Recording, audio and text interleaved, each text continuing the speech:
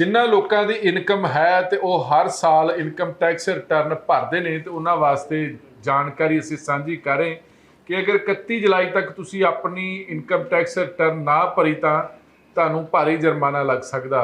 इस वास्ते income tax department वालों हदायतां जारी कर दित्तियां गईयां ने कि जिन्हां ने हाले तक इनकम टैक्स रिटर्न फाइल नहीं किया वह कर देन, क्योंकि बाद 31 जुलाई तो बाद जुर्माने लगणगे तो आखिरी हफ्ते बाद साइड्स भी हैवी हो जाती है, जिस करके जिहड़ा मसला बाद उलझ जाता हैगा। अजिही स्थिति दे विच किसी भी तरह की परेशानी का सामना करने तो पहला यही आ कि 31 जुलाई तो पहला 31 जुलाई ना डिको, 31 जुलाई तो पहला मतलब अज भल के जिहड़ी इनकम टैक्स रिटर्न आ भर देनी चाहिए, नहीं तो जुर्माने लगणगे। फिलहाल जुलाई महीना चढ़दा ही हुण तक इंडिया दे विच 2 करोड़ तो वध लोगों ने अपनी रिटर्न फाइल कर दी है। इनकम टैक्स डिपार्टमेंट वालों जारी जानकारी च कहा गया कि 31 जुलाई तक इनकम टैक्स रिटर्न भरी जाए, नहीं तो जुर्माना देना पऊगा। साल 2022-23 असैसमेंट ईयर 2023-2024 के लिए 11 जुलाई तक हुण तक 2 करोड़ भारती इनकम टैक्स रिटर्न दाखिल कर चुके हैं।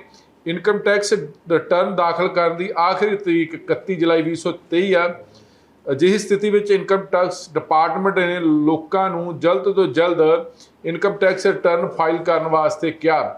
31 जुलाई तो बाद इनकम टैक्स रिटर्न भरन ते लेट फीस मतलब जुर्माना लगूगा।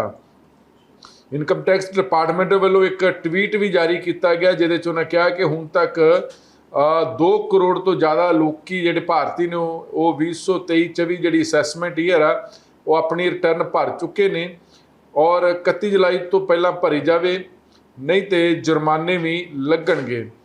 और सब तो वड्डी गल है कि इनकम टैक्स रिटर्न फाइल भरना क्यों जरूरी है। अगर तुहाडी कुल सालाना आमदन 2.5 लाख आ तो ज़्यादा तो तुसीं भरनी आ। साल विच 1 करोड़ जां इस तो ज़्यादा रकम बैंक विच चालू खाते विच जमा कर सकते हो। अगर तुसीं सालाना 2 लाख रुपए तो ज़्यादा विदेशी दौरा खर्च किया, उन्हां वास्ते भी ये इनकम टैक्स रिटर्न भरनी जरूरी है। और अगर सालाना 1 लाख रुपए तो ज़्यादा इलैक्ट्रिसिटी बिल दिते जाते हैं तो उन्होंने वालों भी ये भरनी जरूरी आ।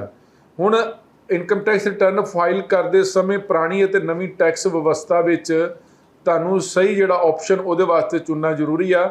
जिहड़े इनकम टैक्स करदाता ने जिहड़े टैक्स भरते हैं उन्होंने 2 ऑप्शन मिलते हैं। 1 अप्रैल 2023 तो नवे स्लैब का ऑप्शन दिता गया।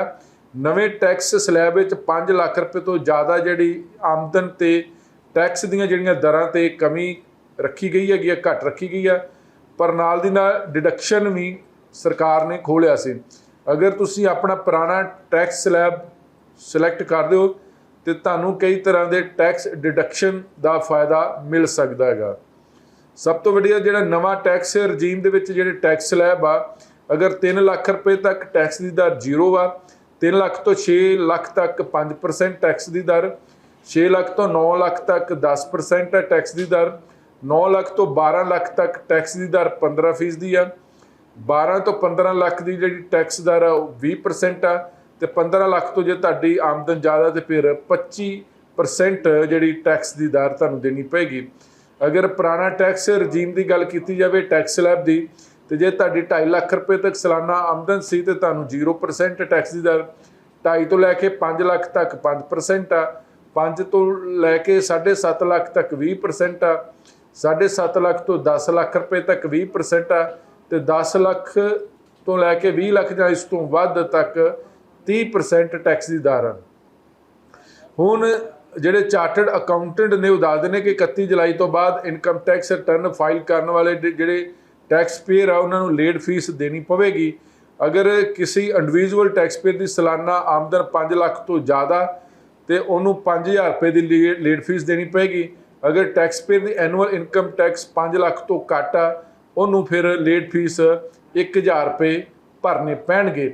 ਇਹ ਇਨਕਮ ਟੈਕਸ ਡਿਪਾਰਟਮੈਂਟ ਵੱਲੋਂ ਅਜਿਹੀ ਸਥਿਤੀ 'ਚ ਇਹੀ ਆ कि जुर्माने भरन की जगह सब तो वड्डी ये गल है कि 31 जुलाई तो पहला इनकम टैक्स भर देनी चाहिए, नहीं तो 1000 रुपये तो लैके 5000 रुपये तक जुर्माना। इस करके इनकम टैक्स डिपार्टमेंट ने कहा गया ਕਿ 31 ਜੁਲਾਈ ਤੱਕ ਜਿਹੜੀ ਆਪਣੀ ਇਨਕਮ ਟੈਕਸ ਰਿਟਰਨ ਹਰ ਹੀਲੇ ਭਰ ਦਿੱਤੀ ਜਾਵੇ, ਨਹੀਂ ਤੇ 1000 ਰੁਪਏ ਤੋਂ ਲੈ ਕੇ 5000 ਰੁਪਏ ਤੱਕ ਜੁਰਮਾਨੇ ਰੱਖਣਗੇ। ਤੇ ਹੁਣ ਤੱਕ 2 ਲੱਖ ਭਾਰਤੀ ਜਿਹੜੇ ਨੇ ਉਹ ਆਪਣੀਆਂ ਐਨੂਅਲ ਟੈਕਸ ਰਿਟਰਨ ਭਰ ਚੁੱਕੇ ਨੇ। ਵੈਸੇ ਇੰਡੀਆ ਦੇ ਵਿੱਚ ਬਹੁਤ ਘੱਟ ਲੋਕ ਨੇ ਜਿਹੜੇ ਇਨਕਮ ਟੈਕਸ ਭਰਦੇ ਨੇ, ਨਹੀਂ ਤੇ ਜ਼ਿਆਦਾਤਰ ਲੋਕ ਕੀ ਇਗਨੋਰ ਹੀ ਕਰਦੇ ਨੇ।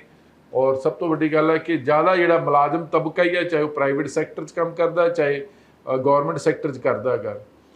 ਮਸਾਂ ਇੰਡੀਆ ਦੇ ਵਿੱਚ 2-2.5% ਤੋਂ ਕਹਿੰਦੇ ਜ਼ਿਆਦਾ ਲੋਕ ਇਨਕਮ ਟੈਕਸ ਰਿਟਰਨ ਨਹੀਂ ਭਰਦੇ।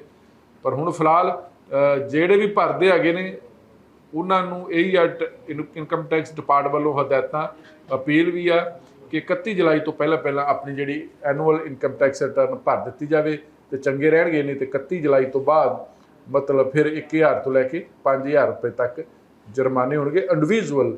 ਅਗਰ ਕੋਈ ਹੋਰ ਕਾਰਪੋਰੇਟ ਜਾਂ ਕੰਪਨੀਆਂ ਜਾਂ ਹੋਰ ਹੈ, ਉਹਨਾਂ ਦੇ ਮਸਲੇ ਹੋਰ ਨੇ। ਫਿਲਹਾਲ ਇਸ ਜਾਣਕਾਰੀ ਦੇ ਨਾਲ ਤੁਹਾਡੇ ਤੋਂ ਲੈਂਦੇ ਆਗਿਆ। ਇਸੇ ਤਰ੍ਹਾਂ ਦੇਖਦੇ ਰਹੋ ABC ਪੰਜਾਬ। ਧੰਨਵਾਦ।